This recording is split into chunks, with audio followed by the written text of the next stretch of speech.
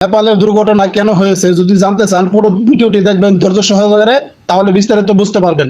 নেপালে দুর্ঘটনা হওয়ার অন্যতম বিস্তারিত খবর হচ্ছে নেপালে কিছুদিন আগে বুল বাজিয়ে নাচ গান করে একটি মসজিদ ভাঙ্গা হয়েছে। নেপালের ধনুয়ায় মসজিদ ভাঙচুরের ভিডিও সোশ্যাল মিডিয়ায় ভাইরাল হলে দেখা দেয় উত্তেজনা।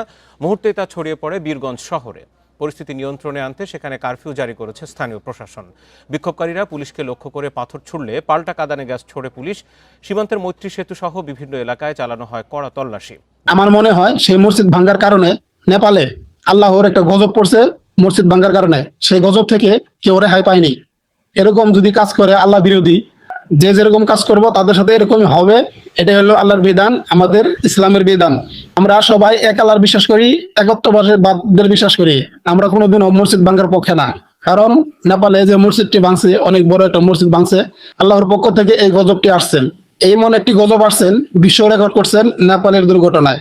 শুনছি বাংলাদেশ থেকে নেপালে কিছু সেনাবাহিনী যাবেন তাদেরকে উদ্ধার কাজ করার জন্য। ভিডিওটি সবার মাঝে ছড়িয়ে দিবেন, সবাইকে জানার সুযোগ করে দিবেন ইনশাআল্লাহ। আর মতামতটি কমেন্ট বক্সে জানিয়ে যাবেন।